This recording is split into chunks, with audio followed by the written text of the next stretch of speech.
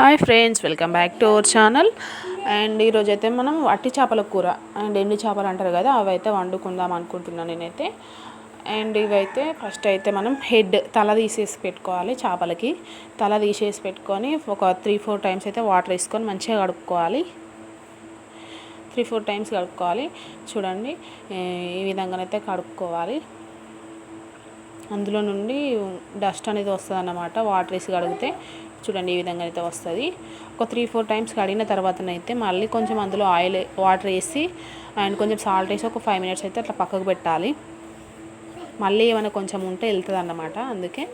And ఇక్కడ ఒక 2 టమాటాలు, 3 ఉల్లిగడ్డలు అండ్ ఒక 2 రవ్వల చింతపండు అండ్ మిర్చి కట్ చేసి పెట్టుకోవాలి. అండ్ గంజులో ఆయిల్ వేసుకొని అండ్ ఆయిల్ హీట్ అయిన తర్వాత పోపు దినుసులు వేసుకోవాలి. అవి ఫ్రై అయిన తర్వాత 2 పచ్చిమిర్చి అండ్ ఉల్లిగడ్డలు కూడా ఫ్రై చేసుకోవాలి. మంచిగా గోల్డెన్ బ్రౌన్ కలర్ వచ్చేదాకా ఫ్రై అవ్వాలి ఉల్లిగడ్డలు.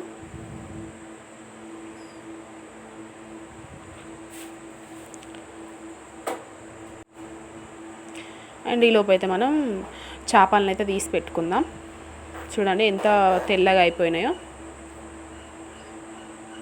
సాల్ట్ వేసి ఒక 5 మినిట్స్ పక్కన పెట్టుకుంటే ఇంకేమైనా డస్ట్ ఉన్నా కూడా వస్తుంది అనేసి అట్లా వేస్తున్నాను నేనైతే.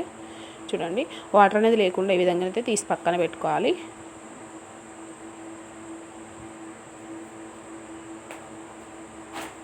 అండ్ నెక్స్ట్ అయితే ఈ చేపలు అందులో వేసుకుందాం. వేసుకొని మంచిగా ఫ్రై అవ్వనివ్వాలి. చాలాసేపు ఫ్రై అవ్వాలి. లో ఫ్లేమ్లో పెట్టి ఫ్రై చేసుకోవాలి.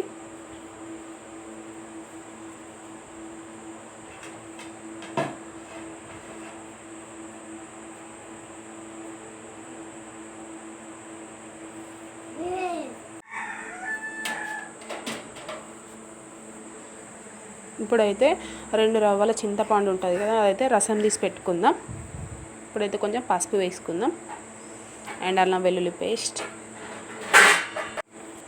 అండ్ మంచిగా ఫ్రై అవ్వనివ్వాలి. పచ్చివాసన పోయేంత వరకు అయితే అల్లం ఫ్రై చేసుకోవాలి. నెక్స్ట్ అయితే మనం ఇందులో టమాటాలు వేసుకుందాం.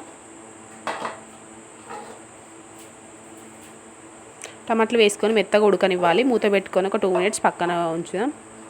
అండ్ మెత్తగా ఉడికిన తర్వాత అయితే రసం వేసుకోవాలి. రసం వేసుకొని అందులో సరిపడా సాల్ట్ అండ్ కొంచెం కారం, జీలకర్ర మెంతుల పొడి, ధనియాల పొడి వేసుకొని మంచిగా ఉడకనివ్వాలి. ఈ విధంగానైతే తిక్కుగా వచ్చేంత వరకు అయితే ఉడకనివ్వాలి. చూడండి ఎంత తిక్కుగా వచ్చిందో. అంతేనండి, చాలా బాగుంటుంది టేస్ట్ అయితే.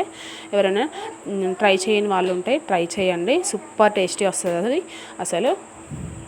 అండ్ ఈ వీడియో ఇంకా మీకు నచ్చినట్లయితే లైక్ చేయండి, షేర్ చేయండి అండ్ సబ్స్క్రైబ్ చేయడం మాత్రం మర్చిపోకండి. చాలా బాగుంటుంది టేస్ట్ అయితే.